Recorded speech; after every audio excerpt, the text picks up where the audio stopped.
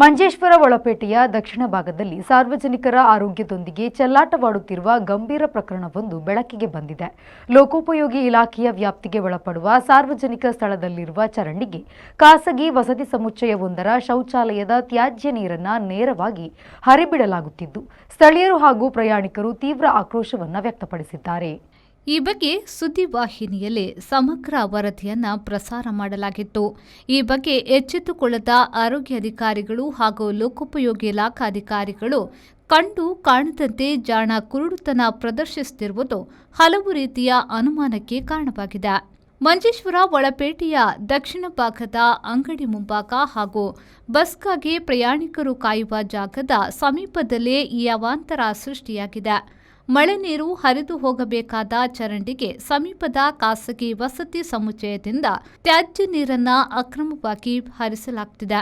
ಈ ಬಗ್ಗೆ ಸಾರ್ವಜನಿಕರು ಸಂಬಂಧಪಟ್ಟ ಇಲಾಖೆಗೆ ದೂರು ನೀಡಿದ್ರೂ ಯಾವುದೇ ಪ್ರಯೋಜನವಾಗಿಲ್ಲ. ಸತ್ಯಾಂಶವನ್ನ ಮುಚ್ಚಿಹಾಕಲು ವ್ಯಕ್ತಿಯೊಬ್ಬರು ಇಲಾಖೆಯ ಅನುಮತಿ ಪಡೆಯದೆ ಚರಂಡಿಯ ಮೇಲೆ ರಾತ್ರೋರಾತ್ರಿ ಕಾಂಕ್ರೀಟ್ ಹಾಕಿದ್ದಾರೆ ಎಂದು ಸ್ಥಳೀಯರು ಆರೋಪಿಸಿದ್ದಾರೆ. ಮೇಲ್ನೋಟಕ್ಕೆ ತ್ಯಾಜ್ಯ ನೀರು ಕಾಣದಂತೆ ಕಾಂಕ್ರೀಟ್ ಹಾಕಲಾಗಿದ್ರೂ ಅದರ ಅಡಿಭಾಗದಲ್ಲಿ ಮಲಿನ ನೀರು ಸತತವಾಗಿ ಹರಿಯುತ್ತಲೇ ಇದೆ. ಇದರಿಂದ ಈ ಭಾಗದಲ್ಲಿ ಸಂಚರಿಸುವ ಸಾರ್ವಜನಿಕರು ಮತ್ತು ಬಸ್ಗಾಗಿ ಕಾಯುವ ಪ್ರಯಾಣಿಕರು ಮೂಗು ಮುಚ್ಚಿಕೊಂಡೇ ಓಡಾಡುವಂತಾಗಿದೆ. ಸಾರ್ವಜನಿಕರ ಆರೋಗ್ಯದ ದೃಷ್ಟಿಯಿಂದ ಸಂಬಂಧಪಟ್ಟ ಲೋಕೋಪಯೋಗಿ ಇಲಾಖೆ ಮತ್ತು ಆರೋಗ್ಯ ಇಲಾಖೆಯ ಅಧಿಕಾರಿಗಳು ಕೂಡಲೇ ಸ್ಥಳಕ್ಕೆ ಭೇಟಿ ನೀಡಿ ಪರಿಶೀಲನೆ ನಡೆಸಬೇಕಾಗಿದೆ.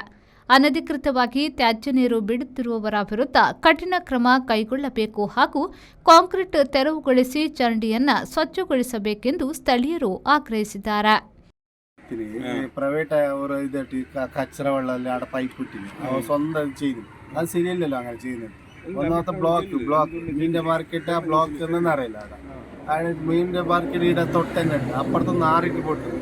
ഒരു സൗജന്യ ഇതില്ല, ടോയ്ലറ്റ് ബാത്റൂം എല്ലാം ഒന്നും ശരിയില്ല. വികസനം ഒന്നും ശരിയില്ല. ആര് പറിച്ചെങ്കിൽ ഒന്നും ശരിയാക്കുന്നില്ല ഇവിടെ മഞ്ചേശ്വര. പിന്നെ പറയുന്നുണ്ട് മഞ്ചേശ്വര ചെയ്തിന് എന്ത് ചെയ്തിന് കാണിക്കണമല്ലോ.